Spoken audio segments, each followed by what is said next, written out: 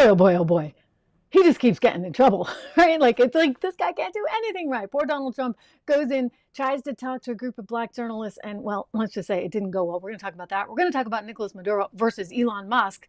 Somehow Elon Musk is weighing in on Venezuela and the elections there, which most people now, even including our own State Department, are questioning as whether or not they're really legit. It looks like they aren't legit. This is a Marxist takeover of Venezuela, which is kind of a strategic and important country.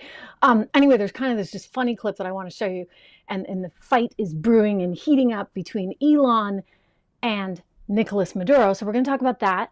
And we got to talk about Kamala and whether or not there's a danger, because I actually think there is, that she's going to turn us into something like Venezuela, given her background and her roots. And of course, we're going to talk about the Olympics. And my gosh, this boxing thing, which is just unbelievable and shouldn't be happening. Where is the Olympic Committee? Ladies and gentlemen, welcome to the program. I'm Trish Regan. It's Trish Regan Show. Make sure you subscribe, make sure you share, make sure you like, make sure you hit the bell so that you know when I'm here live every single day, because we're coming to you live from Ireland, baby. This is just fantastic. I am in my homeland, well, my other homeland, because I am first and foremost a red-blooded American capitalist. It is good to have you here. We begin today with Donald Trump and his explosive comments at the National Association of Black Journalists. Now, you know journalists, okay? You know the media, and I've told you a lot about the media, but in case you're, just coming to the party, the media is very biased, very left.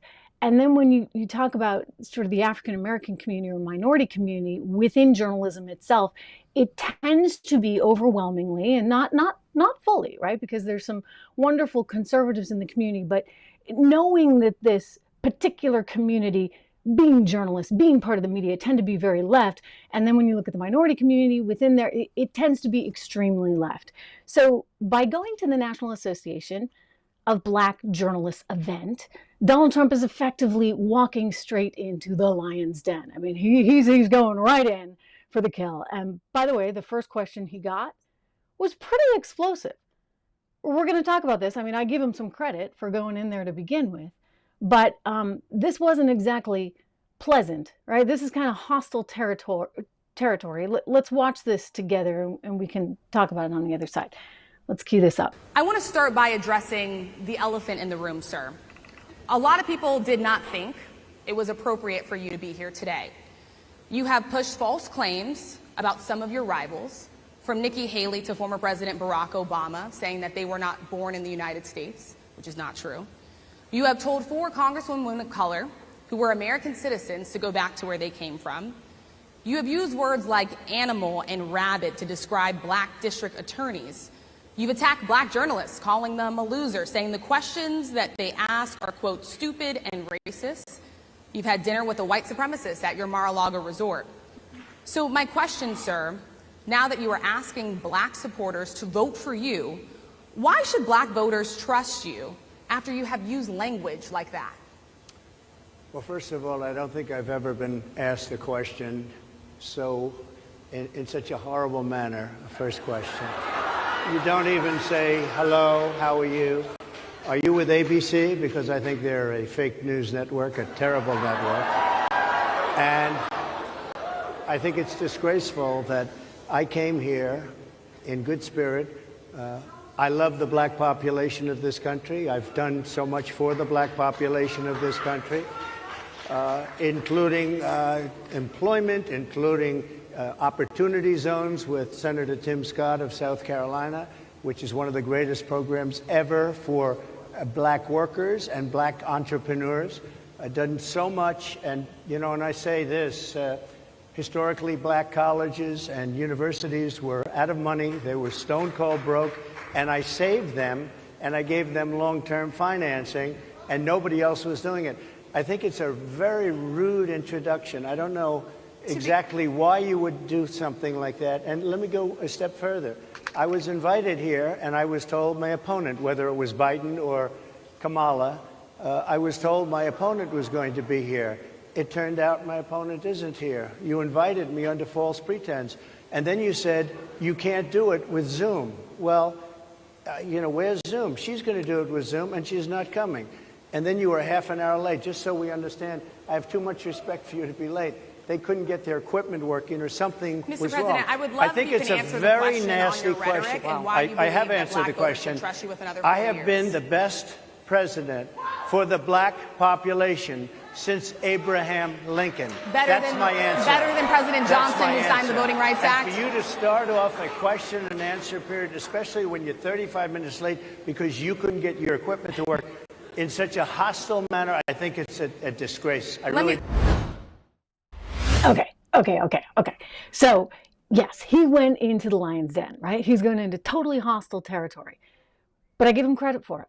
I give him credit. A lot of people have come out and panned it. I know Bill O'Reilly's like, this is setting him back, millions of votes.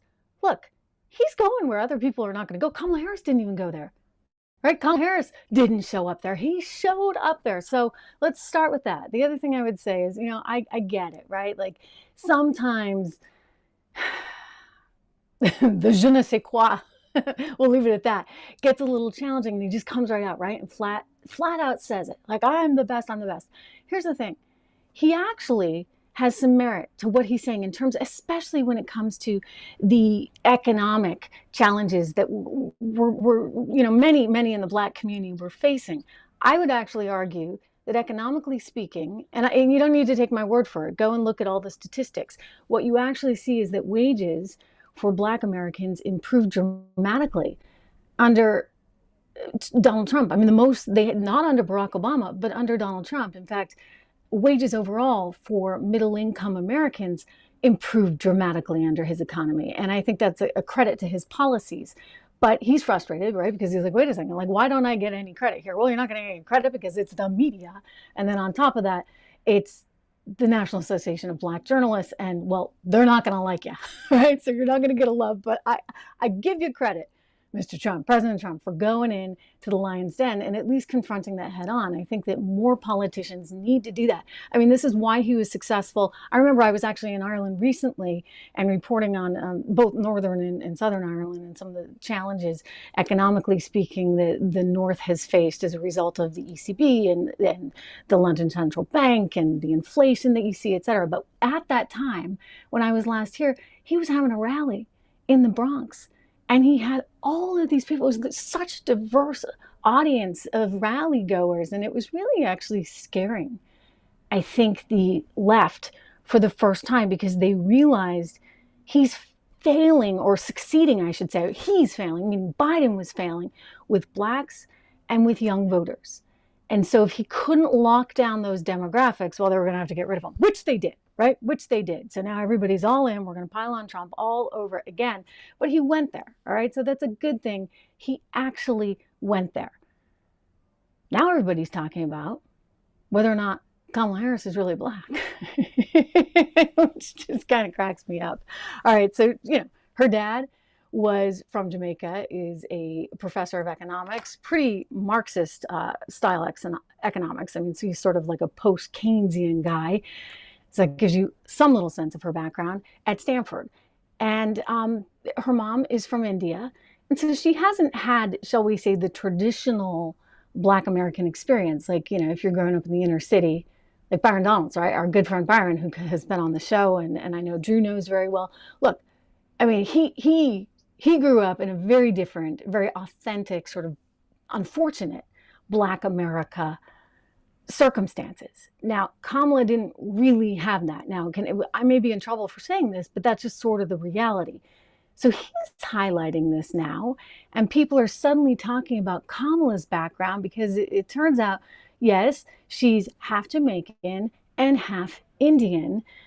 She used to actually talk about her Indian roots a lot, until, of course, she wanted to advance further and further in the Democrat Party. And then suddenly she started singing a different tune, which Donald Trump has noticed and people are talking about because he brought this up. Let's cue this one up. He's sort of doubting her authenticity, if you would, as a Black American. Some of your own supporters, including Republicans on Capitol Hill, have labeled Vice President Kamala Harris, who is the first Black and Asian American woman to serve as vice president and be on a major party ticket, as a DEI hire. Is that acceptable language to you? And will you tell those Republicans and those supporters to stop it? How do you define DEI? Go ahead.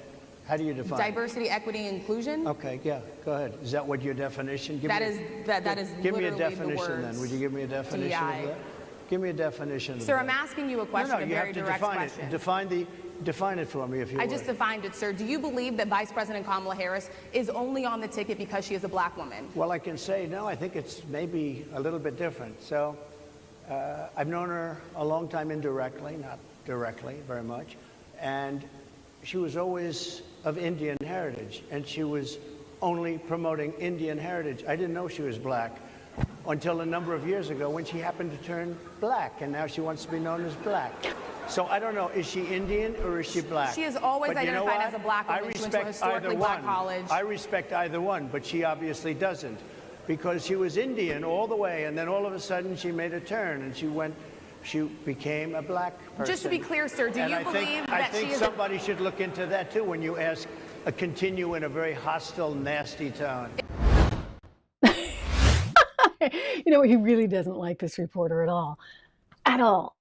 And, you know, there's a way to ask questions and there's a way to ask questions. You know, I get what she's getting at. Even with the first question being what it was and being so confrontational, look, she has to confront him, right? She's a journalist. She has to do it. But there's a way to do it and there's a way to do it.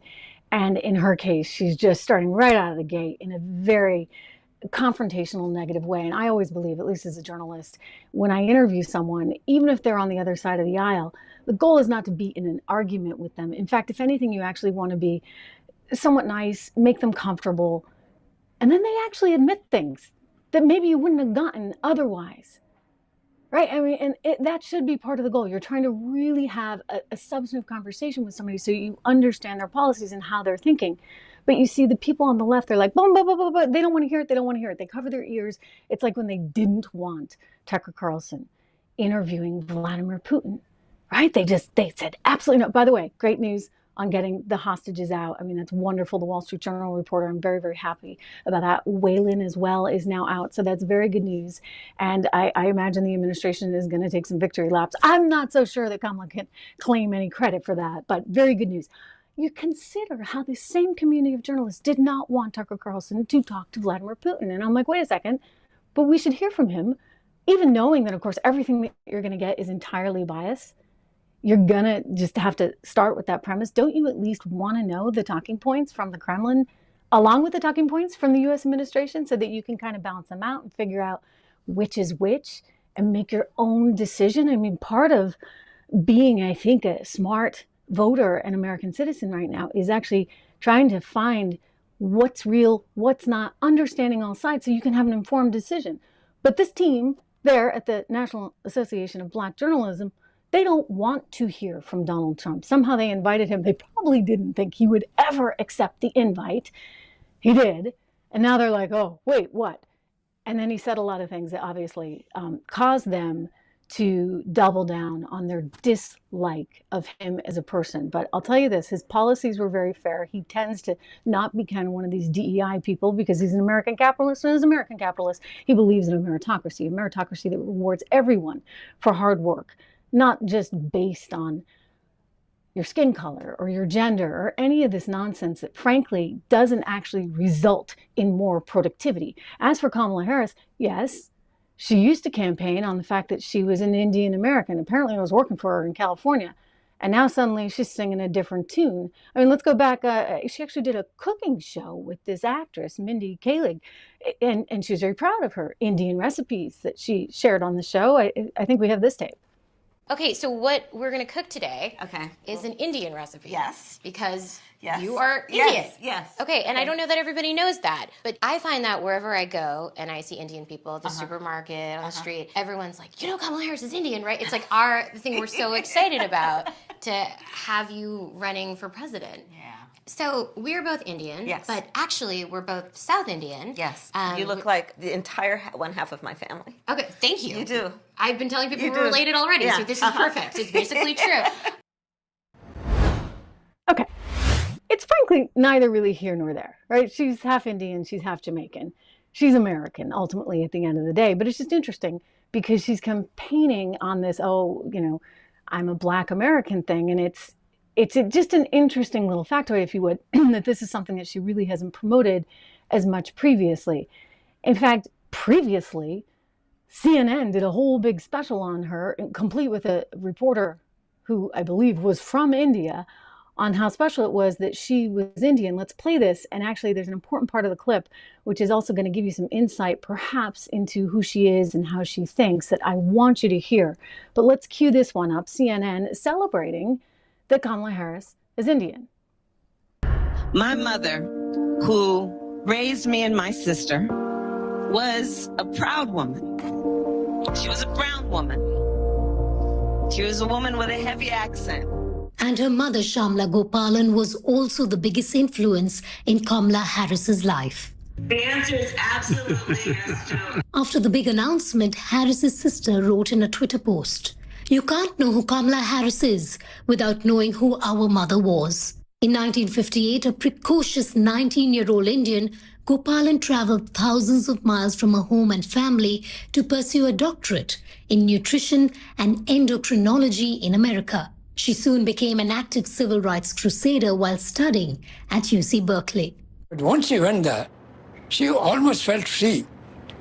And she took part in politics. She used to bring a whole series of literature, leftist literature from Karl Popper's, he was a great philosopher.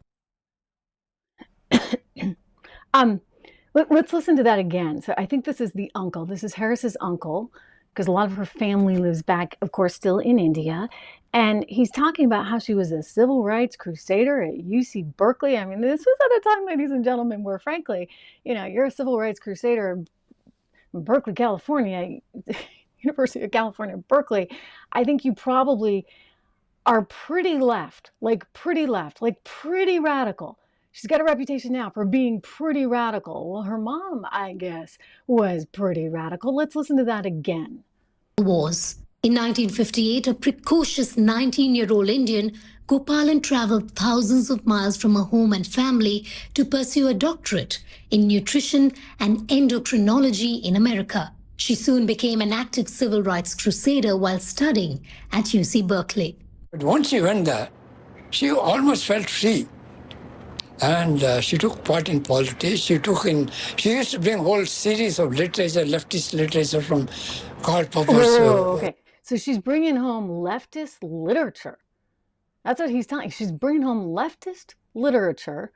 She's part of that whole UC Berkeley movement. I mean, look, it's great that she felt inclined to participate in politics in a way that maybe she didn't feel like she was able to in India. Great, good for her. But at the same time, I think it's important to understand the context around which Kamala Harris was raised, because you consider the mother who's bringing home the leftist literature, right? And she's like this radical out at UC Berkeley. You consider the father who's the post-Keynesian economist, which basically is like a form of Marxism economics. And you get a profile, I think, of somebody who's quite different than mainstream America. All right, for whatever it's worth. Now, we can debate whether capitalism on its margins is really, I would just say it's the best system we've got. You try anything else, but you can debate whether or not it could be perfected, whether it could be improved upon. But we're capitalists in America, right? We're not socialists. We're certainly not extreme Marxists. And let's hope that's not what she is. But frankly, guys, we don't really even know. Because when it came to the one policy that she was supposed to have some responsibility for, that would be the U.S. border with Latin America, she just completely flaked out. Did nothing. All right? Like she talked about the root causes of immigration, wouldn't even go to the border. Think about that forever. So she does not have a track record of anything we can even look at and point to and say, okay, she'd be a good president of the United States of America. Biden, for all his faults, right? You could at least look back at a track record. But with her, there's not a lot there. She's got some social stuff going on. Economically, I don't think that this would be good. I really don't, because I think she's going to tax everyone to death in the spirit of somehow redistributing wealth. That's not a policy that would work. It kind of reminds me of Barack Obama, if you would, who was sort of a socialist. And if she's handpicked by him Does that mean we're getting deeper and deeper and deeper into this socialism economic environment, which, listen, is not going to pay off? I'm telling you, you go around the world, anywhere you look, and you see over and over again that this system, while theoretically, I get it, it sounds appealing, everybody's equal, everybody contributes, everybody does their part in society, it never works. It's never worked. And it's one sob story after another. So I think you got to think about who this woman is and what her background is and where she really stands on the economy. Because look, we're successful as a nation. We want to continue having that kind of success.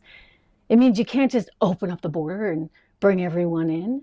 I mean, look, this is what they're dealing with all over Europe right now. I've been traveling both in Italy and in Ireland, and look, immigration is an issue in all of these places. Why? Because you've got small countries that cannot handle this from an economic standpoint.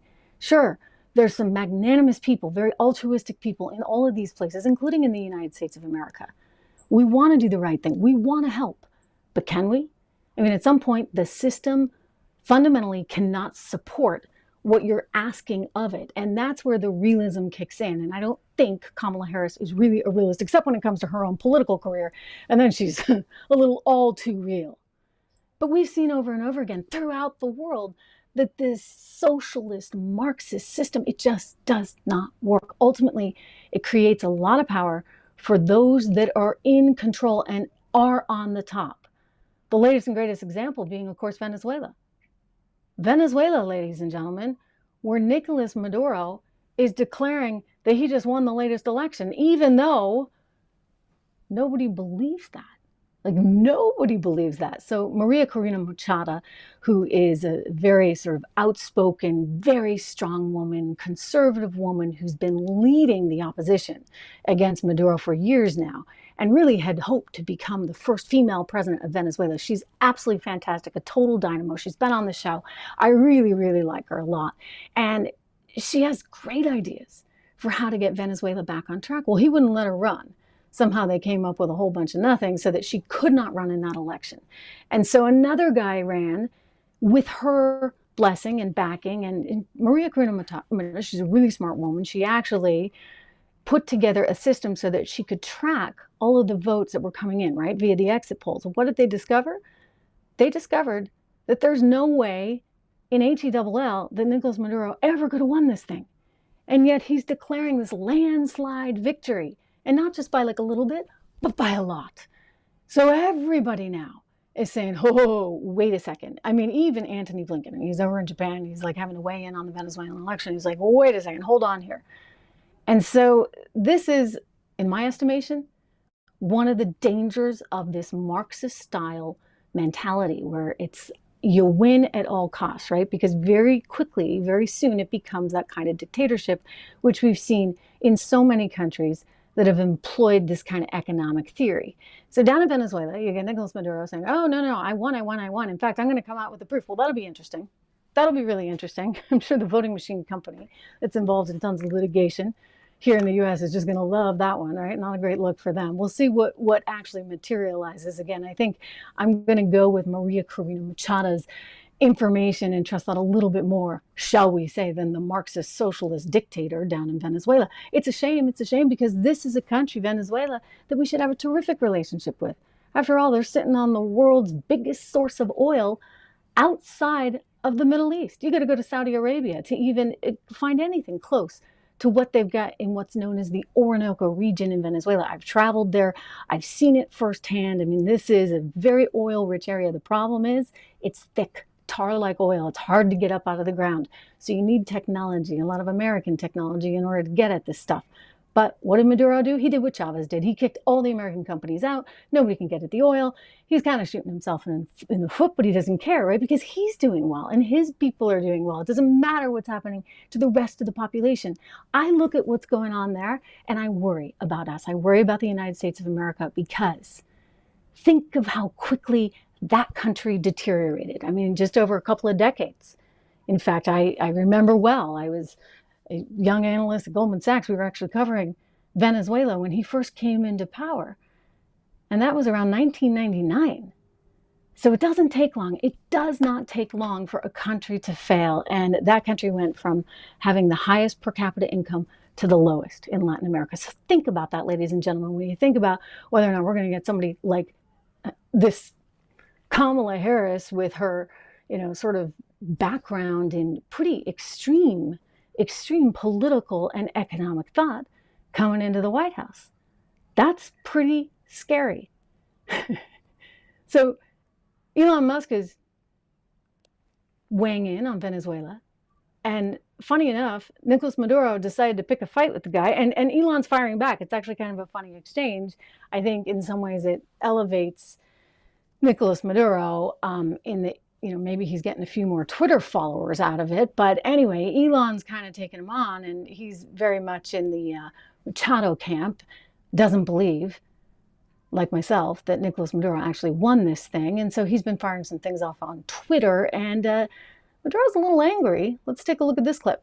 It's in Spanish, by the way, but I think we have the translation. If not, I'll translate for you. Elon Musk, quien se mete conmigo, se seca. Quien se mete con Venezuela, se seca. Elon Musk. ¿Quieres pelea? Vamos a darle, Elon Musk. Estoy listo. Soy hijo de Bolívar y de Chávez. No te tengo miedo, Elon Musk. Pause it. Vamos a darle, pues. Audio on Apple Podcasts. Thank you for that. By the way, give us a rating, 5 stars only, please. And you can have something nice to say, right? Anyway, this is Nicolas Maduro, and he's just saying, listen, if you want to fight, I'm here. I'm ready to fight because I'm a son of Chavez and Bolivar. And this is going back to the well with all their sort of Marxist ideology, all about how, it was the North Americans and the Europeans that came and stole everything from us in Venezuela. That's what they say over and over and over and over again. This is what they promote. And somehow you don't have what you need because of those nasty Americans and Europeans. And this is the Bolivar, this is the Chavez school of thought. So let's continue watching. He's like, Elon Musk, you want to mess with me? You want to fight with me? Bring it on. Let's keep watching. Quiera, como decimos en Caracas, en los barrios. Si tú quieres, yo quiero, Elon Musk. If you want it, I want it, Elon. Just say where. Of course, Maduro's going to say something like that. So he's like high on the hog, thinking he's a big deal.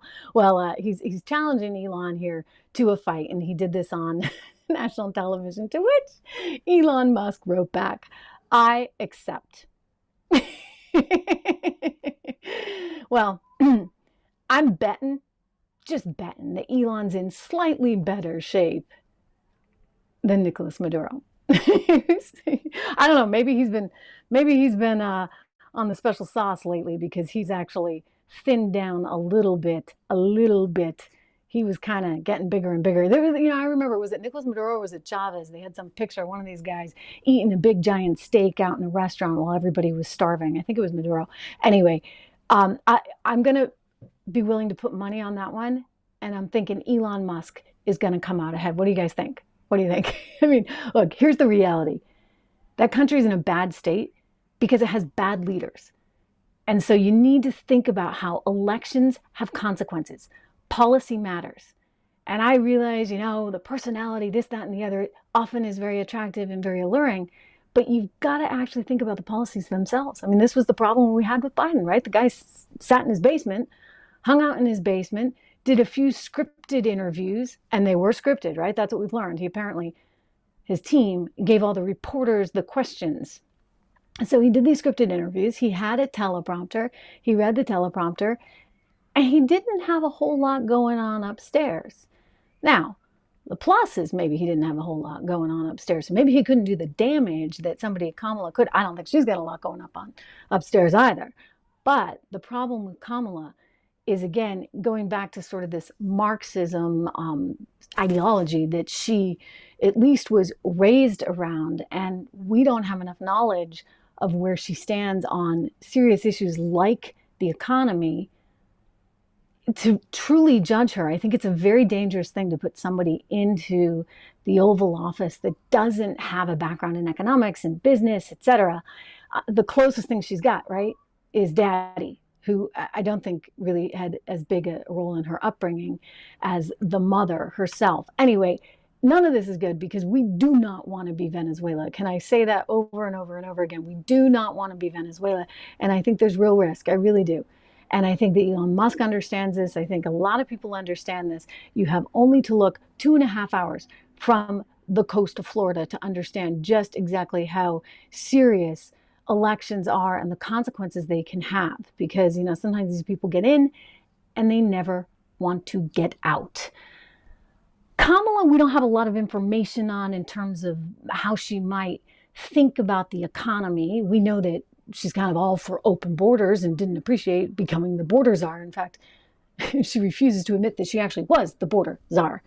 And she's got the media in on that too, because they're like, oh, no, she wasn't the border czar. And then you see the clips. Yep, they used to even call her the border czar with pride. So the border, she's super, super left on, believes in open borders, etc. The other thing she's super left on that's relevant right now, and I say this as a woman and somebody who cares about my gender, as I should, I think this woman, Kamala, is so far out in left field when it comes to the rights of women over, say, 0.01% of the community, that she's willing to sacrifice women. And that's what's troubling. So everybody's like, oh, wow, that's great. We have a first woman president. Well, does this woman, Kamala Harris, actually care enough about women? Listen to what she had to say just the other day about how her record was in California when it came to transgenders that were in the prison system. And if they wanted to get operations to change their actual gender, then she was very much in favor of that and did what she could to make sure that taxpayer dollars were going to this. And you tell me how you think about this. Here, let's cue this one up. When I was Attorney General, I learned that the California Department of Corrections, which was a client of mine, I didn't get to choose my clients. Right, a client of the Attorney General. A client of the Attorney General, right. Of the Office of Attorney General, that they were standing in the way of surgery. For prisoners. For prisoners. And there was a specific case. And when I learned about the case, I worked behind the scenes to not only make sure that that transgender woman got the services she was deserving. So it wasn't only about that case. I made sure that they changed the policy in the state of California so that every transgender inmate in the prison system would have access to the medical care that they desired and need. And I believe it was not only, I know it was historic in California, but I believe actually it may have been one of the first, if not the first in the country, where I pushed for that policy in a Department of Corrections. I mean, so you can pay for it.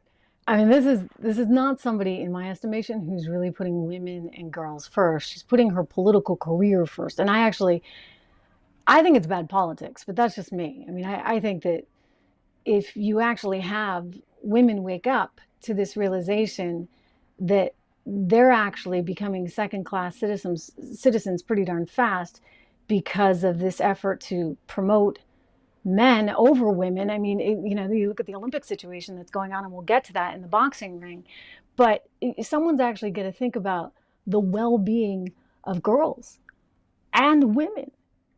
And Kamala Harris is just thinking about how she's going to advance her political career, and she thinks that this is the most expedient way to do so. So she wants you to know, okay, like even though she had the California Corrections Division as her client, she was working aggressively to make sure that everybody could get an operation that wanted one that was a transgender in the California prison system. Wow.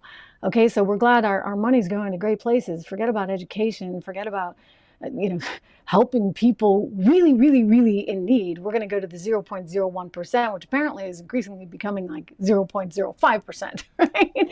Anyway, let's go to what's happening there in the Olympics, because this was quite a story, quite a story, very, very disturbing. There's an Italian boxer. I'm not going to show you the clip, but you can probably find it online. An Italian boxer that was effectively forced out of the ring, ladies and gentlemen, because she was hit so badly. Angela Carini, she was actually warned not to fight this person, Imane Khalif, who's an Algerian, and I guess somebody who has both XY chromosomes, which, by the way, I don't think makes you a woman, but hey, I'm old-fashioned. So she's in the boxing ring with this other person that the Olympic Committee was like, sure, okay, like gave the total, high five to. and allowed this person who actually has tested positive for so much testosterone to be in the ring with Carini, this young Italian woman. Well, within the first 46 seconds of the fight, she was hit so badly, that she left in tears, and she spoke with the media for quite a while after in just this, state of shock, disbelief, hurt. She was crying, and she was upset because I think she felt very betrayed by the Olympic Committee, who somehow was out there to tell her it was safe. It was safe to compete against this other boxer. It's very confusing. I guess there's some XY, I believe, chromosomes. Is that correct, Drew? I mean, this is really pretty sort of bonkers. Here's the article. It says there has been some controversy over whether Caliph was actually born a male or a female, with some claiming she is a hermaphrodite condition, which features higher than usual levels of androgens or male hormones. However, earlier this year, the IBA president told a Russian news agency that DNA tests proved she did have XY chromosomes, and therefore, at least for IBA, this is the International Boxing Association, she was excluded from some of those sporting events. So again, this is what the IBA is saying. The IBA is like, no, this is not actually technically a woman. And the Olympic Committee may be under this pressure. I mean, remember, did you see the opening ceremony? I mean, so much for good old-fashioned wholesome entertainment, for goodness sakes. This sort of sacrilegious, blasphemous, horrible opening thing, and then their explanation for it all was, oh, we just want to be inclusive as we slap Christianity in the face. Anyway, you wonder how much these things are connected, because they were perfectly fine having this person who the International Boxing Association was like, absolutely not, no way. They put this person in the ring with Angela Carini, and actually her whole country, like Italy, was like, don't do it. Her coach said, don't do it. Don't participate in this fight. But it's the Olympics, and she was excited to be in the Olympics, and I think she probably actually felt like, well, the Olympic Committee wouldn't actually do this. Let me quote her. She said, "I'm used to suffering." This is moments after. She spoke for 20 minutes, by the way, with reporters, while crying. I mean, she's tears coming down her face. She said, "I've never taken a punch like that. It's impossible to continue. I'm nobody to say it's illegal. I got into the ring to fight, but I didn't feel like it anymore after the first minute. I started to feel a strong pain in my nose. I didn't give up, but a punch hurt too much. And so I said, enough. I'm leaving with my head held high." She's gone on to say she has never in her life, in her entire career as a boxer, ever felt a punch like that. I'd like Kamala Harris to weigh in on this, right? Because how is this right? I mean, are we so obsessed with political correctness that we're going to put girls in a very disadvantaged position? And if you're willing to do that, then what about everything else? I mean, what about the economy? It seems to me that if you're willing to do this to young women, you're also willing to do a lot, right? Like, you're very willing to do a lot, all in the name of political correctness. So that political correctness eventually gets you straight into the economy. And I care about the economy because that's my entire background. I've spent 20 some odd years as a business journalist.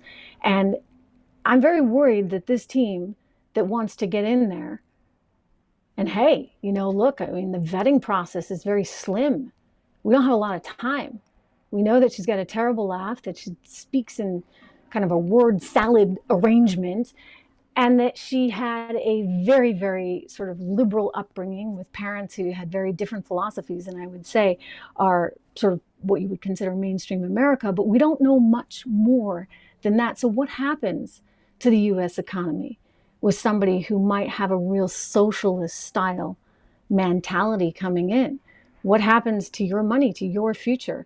I mean, these are important things to actually think about, because I think one thing leads to another. Quick reminder, if you haven't, make sure you subscribe to 76 Research. It's really important right now. I'll put that up on the screen right now. This is the company, the financial research company I started with a very dear friend named Rob Horton, who has been on Wall Street for the last couple decades as a stock picker, ran billions of dollars at mutual funds, and is just phenomenal, extremely smart. I'm not too shabby myself either. I have covered this on the front line, sort of the economic challenges that we've faced, as well as our successes, right? So, I think about sort of over the course of my career, all that I've seen in the markets, and it's been pretty extraordinary. I've been on the front lines of that, and as a result, I have a pretty good sixth sense of sort of the overall direction we're heading in, for better or for worse. And sometimes I see these things even too early. It's like, 2008, I saw that one coming a mile away. And the media is going to tell you one thing, and they're not always going to tell you the truth. And the financial community, same thing, right? They're not always going to tell you the truth. Well, Rob and I will tell you the truth. And that's why I started 76 Research, because I want you guys to have the truth when it comes to your money. The important thing to think about is not just 76 Research. Go there, you can subscribe, get the free stuff. 76 Report is a newsletter that we put out pretty often, several times a week, with a lot of information about what's going on in the overall markets, how you should think about it. There's some stock picks in there, but the real stuff that I want you to look at includes the model portfolios, because in each of the model portfolios, you're going to get 10 to 15 stocks that we really, really like and we feel are good opportunities for you to be in. And they're different. How do I say this? Like you can go out and buy NVIDIA, you can go get the S&P 500. If you're not invested in an S&P 500 index fund, that's always a good way to start, right? And it's going to give you exposure to some of those really high beta names in the tech space. But with our, say, American resilience portfolio, it's all about growth and opportunity in the American economy. We're trying to find names that are not as extreme in volatility as, say, an NVIDIA, which we like, right? Like I like semiconductors, Rob likes semiconductors, but we want to come up with an array of stocks that are not just sort of boilerplate that you would get in the S&P 500, that hopefully iron out some of these fluctuations that you see in the market, right? I'm all about the importance of diversification, because I want you to do well, really well, consecutively, year after year in your investment. So go take a look there, 76research.com. That is my baby. I'm so proud of that. And I'm so proud that we were able to create that. I do think at this particular moment in time, ladies and gentlemen, when you think of all that's happening in this world, there's a real danger and there's a real risk. And as much as we like to look at the polls that are positive for our side meaning, conservatives that believe in free market capitalism, I think you've got to be honest with yourself and realistic. And it's important to run scared, right? You can't just think, let's go measure for the drapes. We actually have to be thinking about how we win this thing from a tactical standpoint. And I think the biggest issue right now is we need to know where this woman is on economic policy. Why is it that everybody who interviews her never actually pushes her on economic issues? Is she going to take your money and give it to Tom, Dick, and Harry from Venezuela? I guess that would be Juan and Juan. I mean, I'm sorry. But in other words, you have to do something to protect American capitalism and American success. And you can't just take everything from the people that have built this country and say, hey, everybody else, come on in. I mean, this is not a system that would work. It would create complete chaos, which sometimes is what you think maybe they want. Is that what it is? Are they trying to create that kind of chaos? Are they trying to create that kind of dependency? I mean, that's what you get in Venezuela, dependency. Hugo Chavez crafted that. He created a system by which you would get a housing voucher, for example. But part of the deal with the housing voucher was that you had to vote for him. Maduro has continued that tradition, right? These giveaways. But in order to get the giveaway, you got to actually prove that you voted for the guy who's giving you the stuff. And so it becomes all about what the government can give you. And thus, you're living in a system where nobody can get ahead. Nobody has anything. They gotta prove that they vote for Maduro just to get a weekly allowance of food. We don't want to be that. So it is up to us to demand more of the journalist community, demand more of Kamala Harris. Understand what her record is. Because this is not somebody who should be in charge of the U.S. economy. Thank you very much. A woman who doesn't know anything, frankly, about economics. I mean, the best news is that her dad was an economics professor. It's just he's a post-Keynesian one at that. It's great to have you here. If you haven't subscribed to the show, make sure you subscribe, make sure you like, make sure you share. We are live. I just want to go out to some of your comments right now because we got a team that's just really terrific here. And it's great to have you guys as always. I just want to see, as I said, it is a live program, so I can be careful what you say. I can see it all. I can see every single bit of it. And I'm going to pull some of these comments here in real time. Again, it's really terrific to have you all. Terrific to have you here. Actually, Drew, maybe you can put some of them on the screen. We're able to do that. I think Drew's going to try and pull some of these comments and put them on. We've got quite a crowd tuning in, which is terrific. Yeah, so I'm let's see if I can actually see them here. We're in the YouTube app while streaming this thing live. So I'm not at home base, as you might have figured out, right? So it's not as easy to see some of these, but let me see. Let's pull some of these up. We're going to go and see if Trish can do this in real time. Drew, if you have any and you're putting them up, let me know. So I'll just read them off the screen.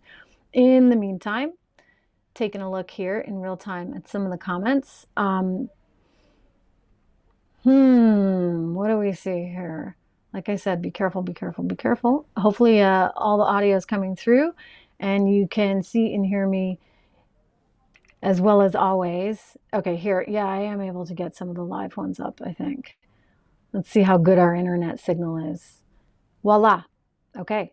Dawn, good to see you again. Good to see you again. Johnny Appleseed, Joseph, Scott, Donald Thomas, Mike's back, Mike Costa, one of our familiar faces here on the channel. Yeah, I mean, Ines Images is pointing out that it's unprincipled, power hungry, that there's a lot of concerns. Leslie, good to see you back here. You know, talking about, I guess, the importance of voting, which is so critical right now. We really need everybody to be incredibly focused. Eduardo, good to see you. Hello to Eric and Broken. I get a kick out of some of your names. Anyway, it's really, Don pointing out, we have 331,000 of you here now. And so that's fantastic. Next stop, 350, right? So spread the word, let everybody know I'm here. It's great to see you as always. I think it's really just totally incredible that you're all we're able to do this, right? Like I've talked a lot about the failing media and the challenges of media. And part of it is that they're not reporting the truth and they're not transparent. And this is nothing but that. So really good, as I said, to have you all here. We're actually almost at 1,000 likes on this particular show. I am in Ireland. I've been traveling in Italy, which has been fantastic. And it's been just amazing to be over here and having this really different experience and seeing how they're viewing sort of the US and the news from this side of things as well. But again, Billy, good to see you. Gator as well. Barry, wonderful to have you guys all here. We will check in again tomorrow. Again, I'll be live here in Ireland, and I look forward to seeing you back here on the show. Make sure you subscribe, make sure you share, make sure you like, and hit the bell. See you then.